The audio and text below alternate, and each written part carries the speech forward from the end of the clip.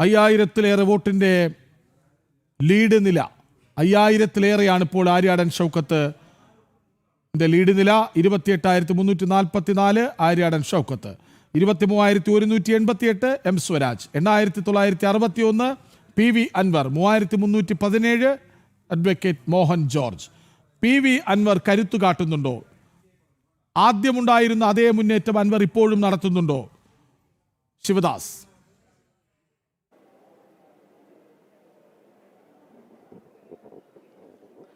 Krishnaraj, PV അൻവറിന് ഏറ്റവും സ്വാധീനമുള്ള അല്ലെങ്കിൽ കൂടുതൽ വോട്ട് ലഭിക്കും എന്ന് പ്രതീക്ഷയുള്ള ഒരു പഞ്ചായത്തായിരുന്നു വഴിക്കടവ് പഞ്ചായത്ത്. ആദ്യഘട്ടത്തിൽ വോട്ടുകൾ എണ്ണിയതും വഴിക്കടവ് പഞ്ചായത്ത് തന്നെയാണ്. ഈ വഴിക്കടവ് പഞ്ചായത്തിൽ നിന്നും PV അൻവറിന് നിർണായകമായ വോട്ടുകൾ ലഭിച്ചിട്ടുണ്ട്. 4000-ൽ കൂടുതൽ വോട്ടുകൾ വഴിക്കടവ് പഞ്ചായത്തിൽ. 3.5 റൗണ്ട് വോട്ടുകൾ, അതായത് വഴിക്കടവ് പഞ്ചായത്തിൽ ആദ്യ 3 റൗണ്ട് വോട്ടുകൾ ആണ് വഴിക്കടവ് പഞ്ചായത്തിൽ. പിന്നീട് മൂത്തേടം പഞ്ചായത്തിൻ്റെ പകുതിയോളം വരുന്ന ഒരു ഭാഗം ഈ വഴിക്കടവ് പഞ്ചായത്തിൻ്റെ വോട്ടുകൾ കൂടി എണ്ണുന്നുണ്ട്. അങ്ങനെ 3.5 റൗണ്ടുകൾ വോട്ടുകൾ ഈ വഴിക്കടവ് പഞ്ചായത്തിൽ മാത്രമുണ്ട്. ഈ പഞ്ചായത്തിൽ നിന്ന് മാത്രം 4000-ൽ കൂടുതൽ വോട്ടുകൾ PV അൻവറിന് ലഭിച്ചിട്ടുണ്ട്. സ്വാഭാവികമായും PV അൻവർ ഒറ്റയ്ക്ക് നിന്നാണ് ഇവിടെ മത്സരിക്കുന്നത് എന്നുള്ളതാണ് ഏറ്റവും പ്രധാനപ്പെട്ട ഒരു കാര്യം.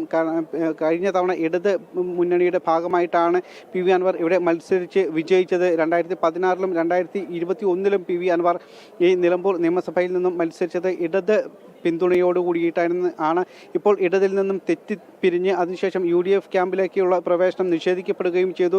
അതിനുശേഷം ഇപ്പോൾ ഒറ്റയ്ക്ക് ആണ് PV അൻവർ മത്സരിച്ചത്. ആദ്യം മത്സരിക്കാനില്ല എന്നായിരുന്നു PV അൻവർ പറഞ്ഞിരുന്നത്. പിന്നീട് പെട്ടെന്നാണ് PV അൻവർ മത്സര രംഗത്തേക്ക് വന്നത്. അതിനുശേഷം തുടക്കത്തിൽ കാര്യമായ പ്രചാരണം ഒന്നും തന്നെ ഉണ്ടായിരുന്നില്ല. ഒരു കൺവെൻഷൻ പോലും PV അൻവറിൻ്റെ പാർട്ടി തൃണമൂൽ കോൺഗ്രസിൻ്റെ ഭാഗത്തു നിന്നും ഉണ്ടായിരുന്നില്ല. അതിനുശേഷം കുറച്ചു നാളുകൾക്ക് ശേഷമാണ്, ഈ അവസാന ഘട്ടത്തിലാണ് PV അൻവർ സാധാരണ രീതിയിലുള്ള ഒരു പ്രചാരണത്തിന് നേതൃത്വം നൽകിയത്. ശക്തമായ ഒരു പ്രചാരണം ഒന്നും തന്നെ PV അൻവറിൻ്റെ പാർട്ടിയുടെ തൃണമൂൽ കോൺഗ്രസിൻ്റെ ഭാഗത്തു നിന്നോ PV അൻവറിൻ്റെ കൂടെയുള്ള ആളുകളിൽ നിന്നോ ഒന്നും തന്നെ ഉണ്ടായിരുന്നില്ല. പക്ഷേ ഇപ്പോൾ നിലവിൽ PV അൻവർ ഒരു നിർണായക ഘടകം തന്നെ ആണ് എന്നാണ് നമുക്ക് മനസ്സിലാക്കാൻ കഴിയുന്നത്. വഴിക്കടവ് പഞ്ചായത്തിൽ നിന്നും 4000-ൽ കൂടുതൽ വോട്ടുകൾ അദ്ദേഹത്തിന് ലഭിച്ചിട്ടുണ്ട്.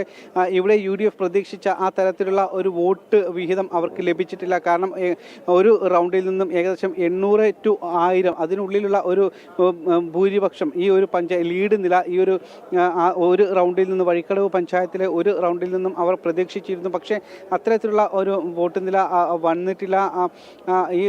അതുകൊണ്ട് തന്നെ UDF ക്യാമ്പ് പ്രതീക്ഷിച്ച ആ ഒരു ലീഡിലേക്ക് അവർക്ക് ഈ ഒരു നിലവിലുള്ള ഈ ആദ്യഘട്ടത്തിൽ നിന്നും ഉള്ള വോട്ടെണ്ണലിൽ നിന്നും അവർക്ക് ലഭിച്ചിട്ടില്ല എന്നുള്ളതാണ് വസ്തുത. കാരണം UDFൻ്റെ ഒരു കോട്ട അല്ലെങ്കിൽ അവരുടെ ശക്തി കേന്ദ്രമാണ് ഈ ആദ്യ റൗണ്ടുകളിൽ എണ്ണുന്നത്. വഴിക്കടവ് പഞ്ചായത്തും മൂത്തേടം പഞ്ചായത്തും അതിനുശേഷം ഇപ്പോൾ എണ്ണിക്കൊണ്ടിരിക്കുന്ന എടക്കര പഞ്ചായത്തും എല്ലാം തന്നെ UDFൻ്റെ ഒരു ശക്തി കേന്ദ്രം കൂടിയാണ്.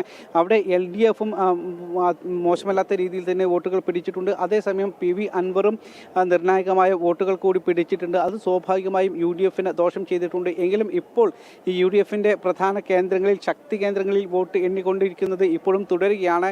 ഇപ്പോൾ 5000-ന് മുകളിലായിട്ടുണ്ട് അവരുടെ ഭൂരിപക്ഷം.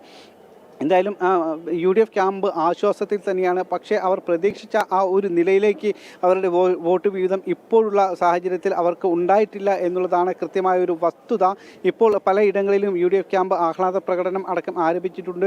പക്ഷേ വരും ഘട്ടങ്ങളിൽ എണ്ണുന്ന വോട്ടുകൾ, വരും റൗണ്ടുകൾ എണ്ണുന്ന വോട്ടുകൾ അത് LDF ക്യാമ്പിന് കൂടി കൂടുതൽ കരുത്തുള്ള റൗണ്ടുകളാണ് അല്ലെങ്കിൽ പഞ്ചായത്തുകളാണ് എണ്ണുന്നത്. പ്രത്യേകിച്ച് അമരമ്പലം പോലുള്ള പഞ്ചായത്തുകളാണ് ഇനി എണ്ണാനിരിക്കുന്നത്. അത് LDF ഭരിക്കുന്ന പഞ്ചായത്താണ്. അതോടൊപ്പം തന്നെ നിലമ്പൂർ മുനിസിപ്പാലിറ്റി LDFൻ്റേതാണ്. പോത്തുകൽ പഞ്ചായത്ത് അത് LDF ഭരിക്കുന്ന പഞ്ചായത്താണ്.